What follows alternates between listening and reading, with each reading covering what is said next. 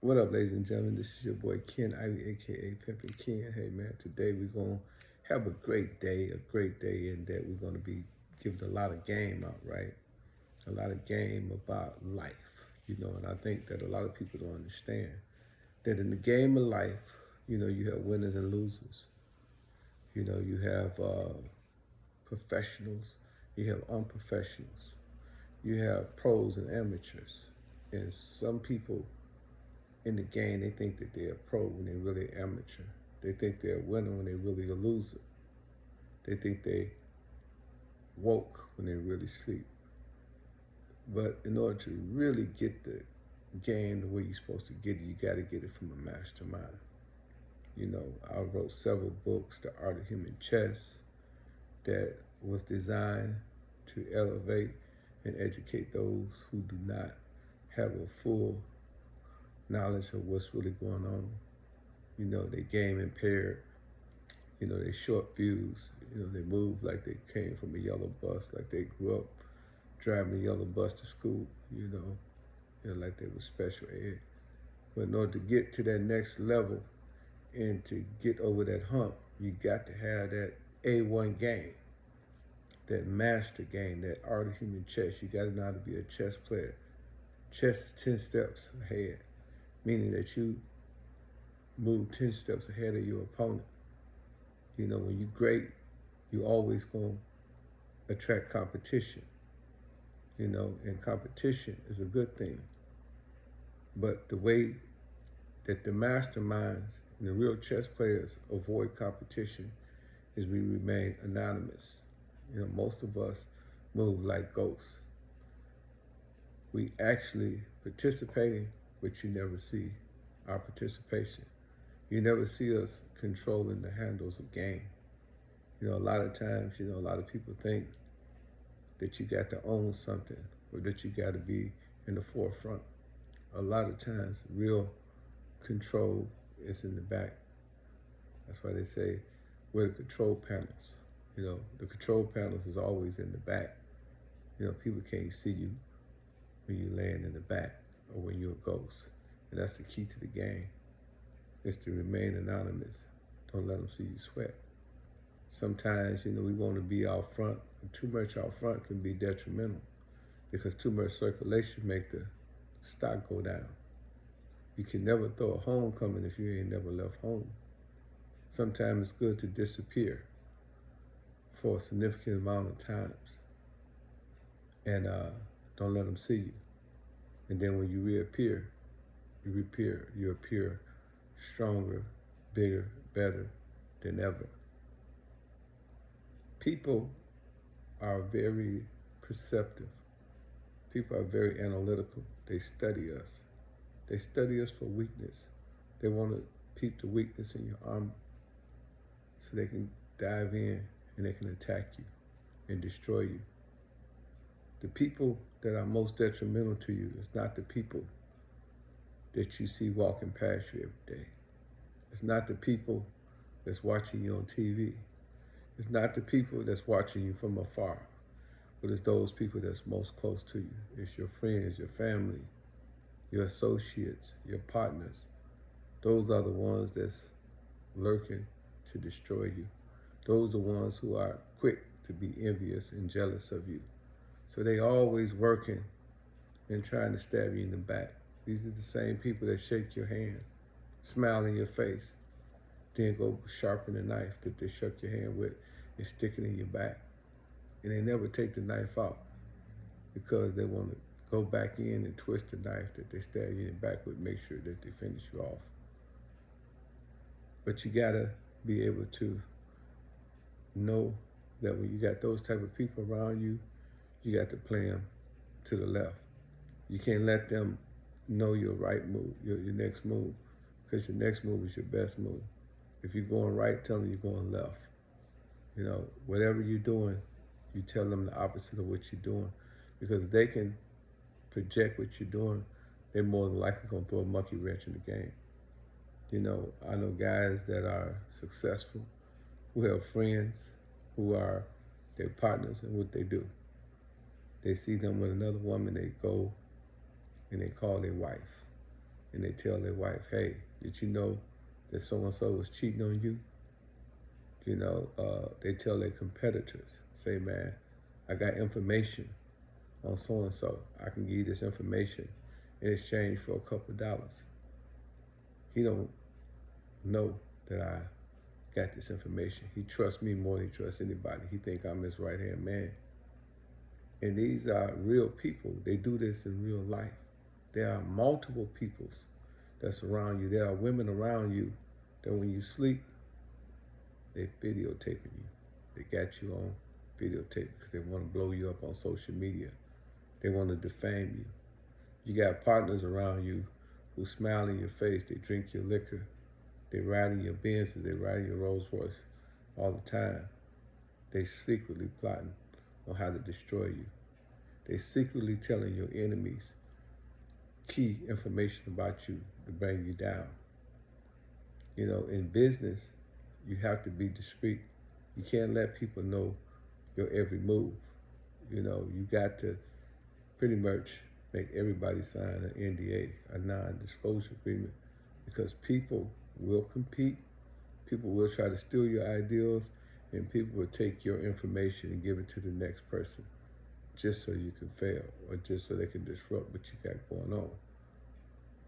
Women that gets up under you and they act like they like you and they act like they down with you, they really down with somebody else.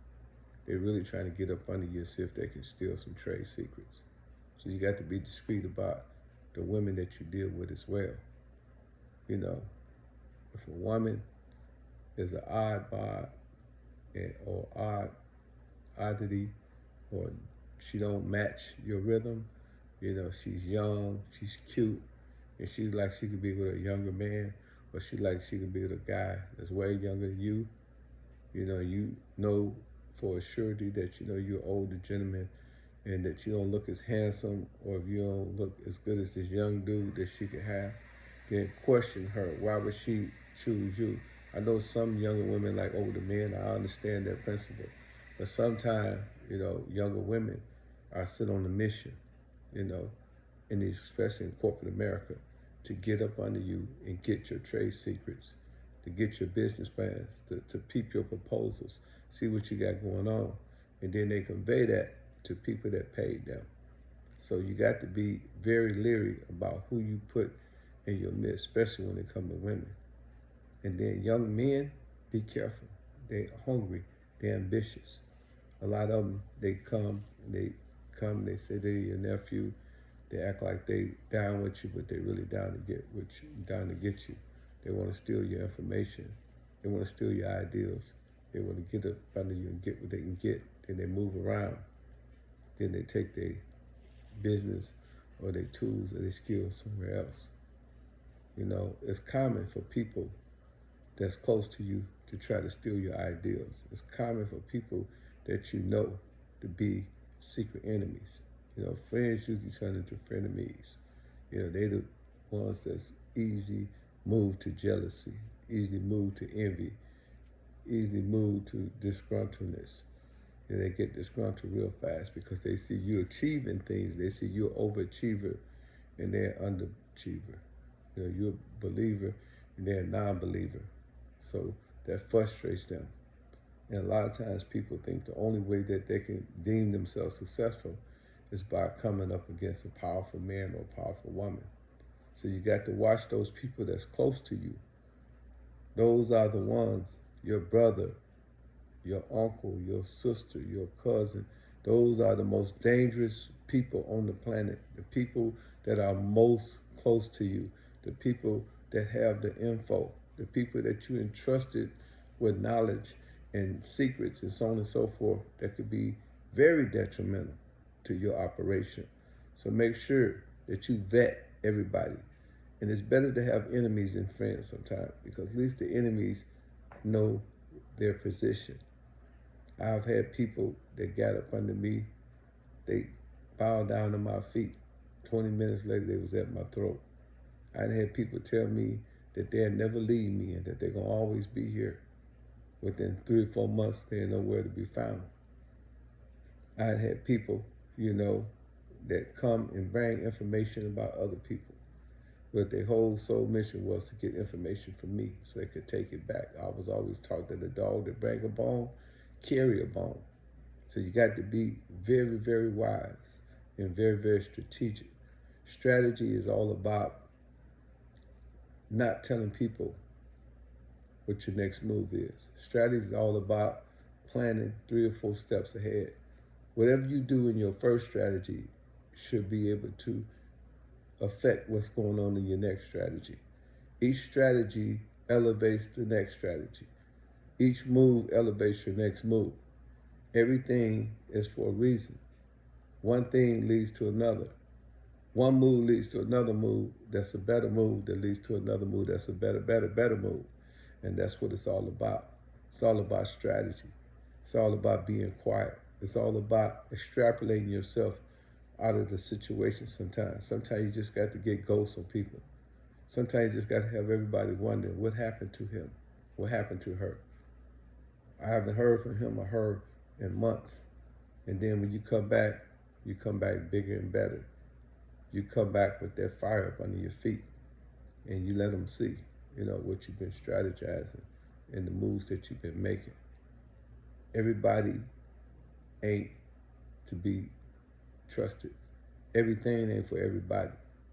Some things you just have to keep to yourself. Some things you got to master keeping quiet. Because if you don't, there could be self-destruction. You can destroy yourself by conveying the right message to the wrong person. And believe, if you don't believe anything else, that the better you conceal your intentions, the better you keep your mouth shut, the least you talk to people, the greater the chances is of you succeeding. So remember, ladies and gentlemen, remember, keep your mouth shut. You know what I'm saying? Disappear, reinvent yourself.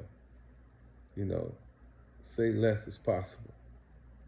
Only time you speak is that you increasing the silence. Never let them know your real goal.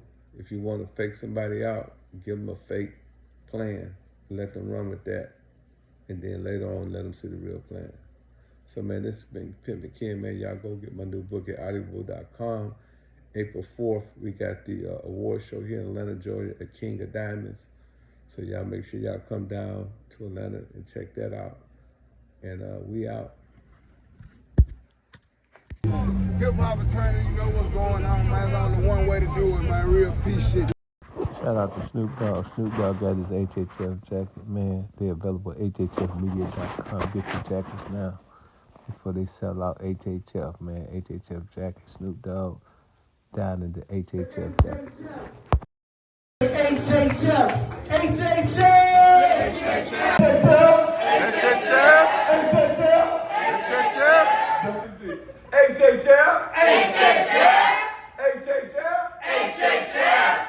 HHF! HHF!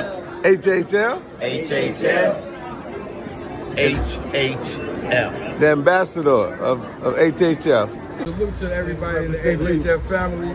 This is the Cleveland chapter. This is Dollar Bill right here.